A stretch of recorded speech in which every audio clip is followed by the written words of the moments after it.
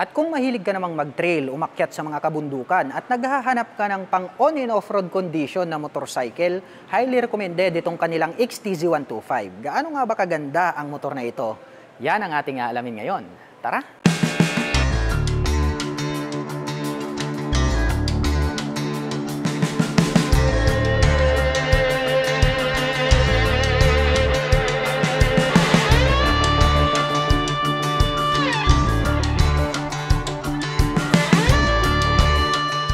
At para naman po sa mga kababayan natin na naghahanap ng pang off-road condition na motorcycle, saktong-sakto para sa inyo itong ating Yamaha XTZ125. Itong kanyang headlight, no, legendary yung pagkaka-design. May small visor din siya rito na sharp yung edges. May Yamaha logo sa gitna at may decal naman po siya rito na orange along with gray color. At ito pong kanyang headlight is bulb type po yung kanyang ginagamit. Sharp din yung edges dito sa bandang ibaba. At ito pong kanyang turn signals malalaki, very visible yan dahil nandirito siya located sa itaas. Bulb type na din po yung kanyang ginagamit. At sobrang lalaki talaga at ang hahaba nitong kanilang mga front fender pagdating po sa mga pang off-road condition na motorcycle. May nakalagay naman po rito na Yamaha na decal. Minimal decal lang naman yung ating makikita rito. At mayroon po siyang added reflector lights dito po na bilog magkabila. So very visible naman yan pagdating ng gabi dahil nga po nagre-reflect dyan yung ilaw. At pagdating naman po sa kanyang front suspension, ito po ay equipped with durable na telescopic fork. Mayroon na din po siya ritong rubber cover para protection po natin dun sa mga putik. Silver color naman po yung kanilang ginamit rito. Kitang-kita naman natin napakahahaba nitong kanilang mga telescopic fork at napakalalaki nitong kanilang mga gulong dahil nga ang concept ng motor na ito is pang off-road condition.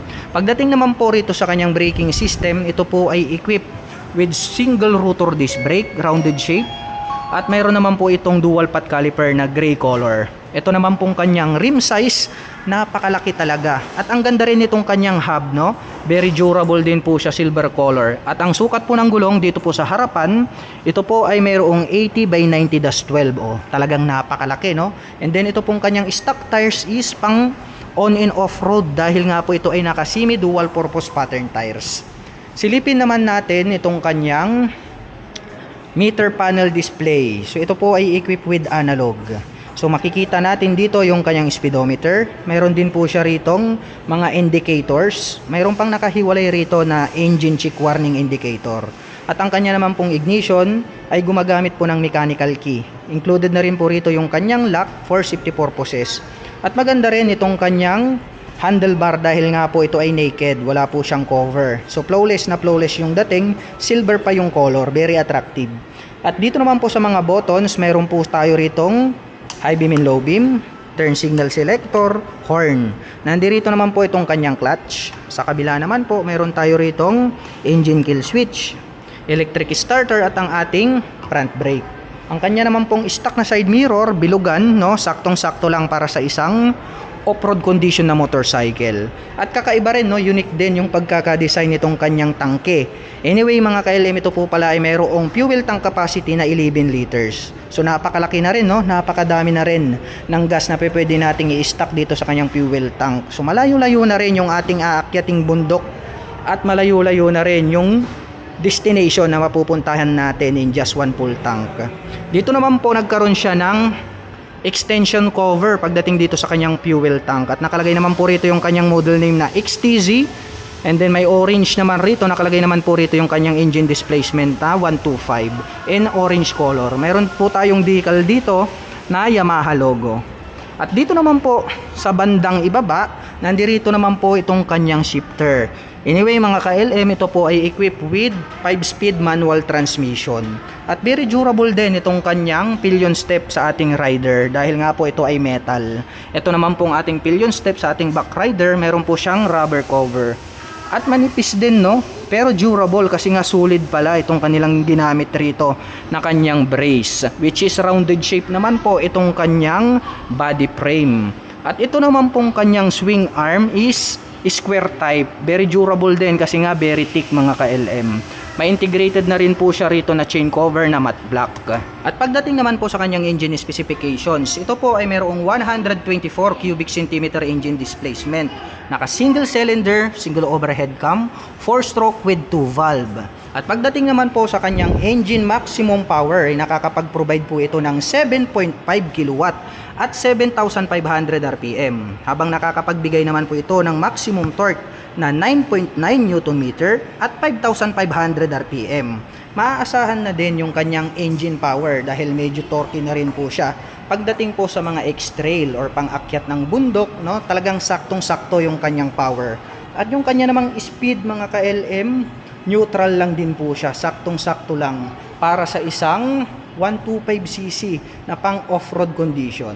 At ang kagandahan pa nito mga ka-LM ay meron na rin po itong integrated na kickstarter na kung saan kapag humina po yung ating battery ay pwede po natin siyang paandarin through kickstarter. Kaya hindi talaga yan nawawala para dun sa mga motorcycle na pang off-road condition. At nandirito naman po itong kanyang foot brake, durable naman po na metal yung kanilang ginamit rito. At silipin naman natin itong kanyang suspension dito po sa likuran. Ito po ay equipped with monoshock absorber. Napakakapal, oh. Talagang kayang-kaya niya itong mag-absorb ng mga mabibigat na impact, no? Malalakas na impact. Dahil nga po very thick itong kanyang coil spring na matte black. At napakahaba rin pala nitong kanyang upuan mga ka-LM. Pointed yung pagkaka-design, and then dito po is malapad. Ang kanya naman pong seat cover sakto lang naman.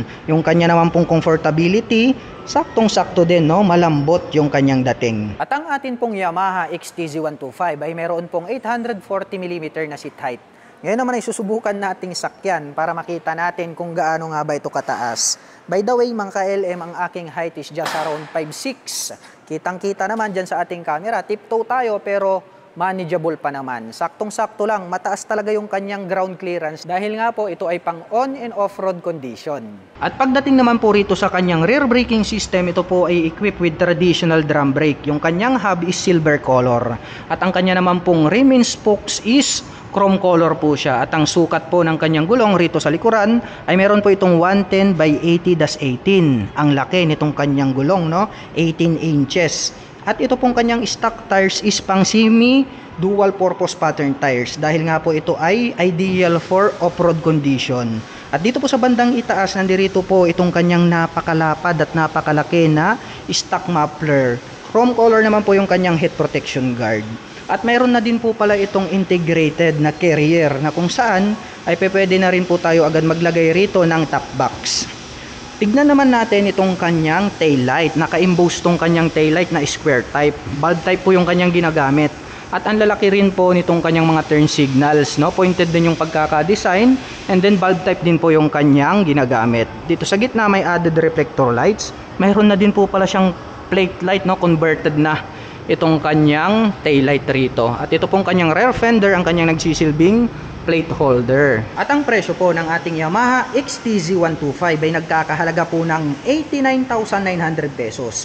At kung balak mo naman pong kumuha ng hulugan ay kailangan mo lang pong mag-down payment ng 11,800 pesos. At pagdating naman po sa kanyang monthly installment, ito po ay mayroong 4,520 pesos sa loob ng 3 taon.